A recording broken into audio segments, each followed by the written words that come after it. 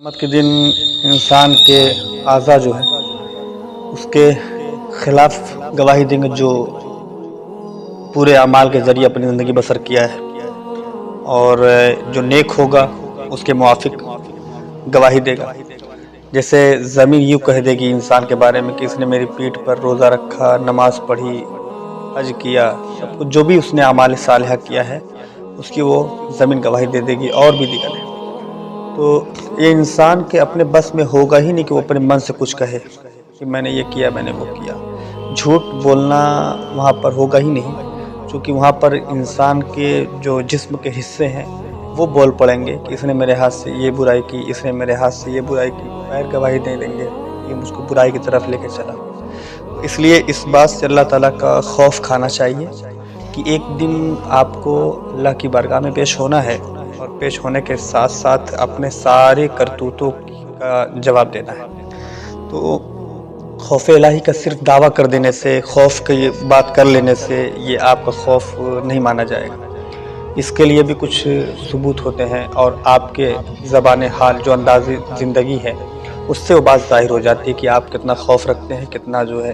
نہیں رکھتے ہیں۔ جناب فقیہ ابو اللیث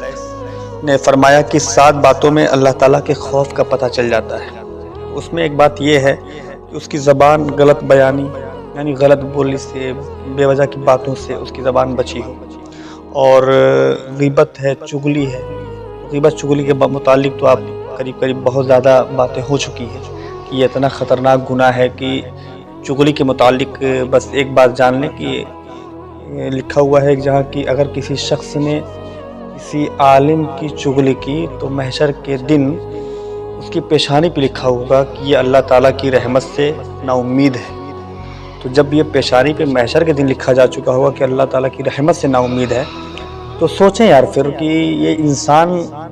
کا کیا بنے گا وہاں پر۔ غیبت ہے، اور اس کے بعد تہمت ہے، فضول بولنے سے۔ جو آدمی بہت زیادہ باتیں کرتا ہے نا، بہت زیادہ باتیں کرنے والا، بک بک کرنے والا شخص بھی بہت خسارے میں ہے، کیونکہ زیادہ بات کرنے والا شخص حق بات کے علاوہ جب بولے گا تو پھر وہ کچھ نہ کچھ ادھر ادھر کی باتیں کرے گا۔ اور یہ بات واضح ہے کہ نیکی کا حکم دینا، برائی سے منع کرنا، دین کی باتیں کرنا، قرآن کی تلاوت کرنا، یہ انسان 24 گھنٹہ تو نہیں کر پاتا ہے نا، یہ کچھ ہی اللہ ماشاء اللہ۔ تو جب انسان اس کے علاوہ بات کرے گا، نیکی کا حکم دینا، برائی سے منع کرنا، قرآن کی تلاوت ہے، اللہ کا ذکر ہے،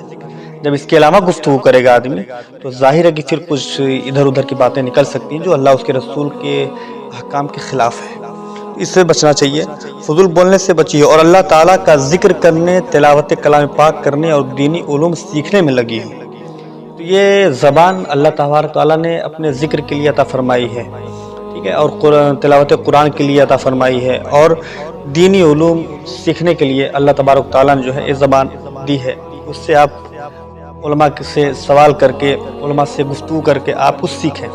مگر چونکہ سب سے بڑا مسئلہ آج یہ ہے میرے دوستو، سب سے بڑی پریشانی یہ ہے، آج کے دور میں بغیر عالم کے مطالعہ کرنے والا شخص اکثر دیکھا گیا ہے کہ وہ بہت زیادہ علماء کا جو ہے کہ علماء کی توہین کرتا ہوا نظر آتا ہے، علماء کی ذات پر انگلیاں اٹھانے والا وہ نظر آتا ہے۔ اکثر یہ دیکھا جاتا ہے کہ وہ باتوں باتوں میں حدیث اور باتوں باتوں میں مسائل شریعہ کی باتیں کرنا، اور پھر قرآن، حدیث اور بخاری شریف اور مسلم شریف کی باتیں کرتا ہے۔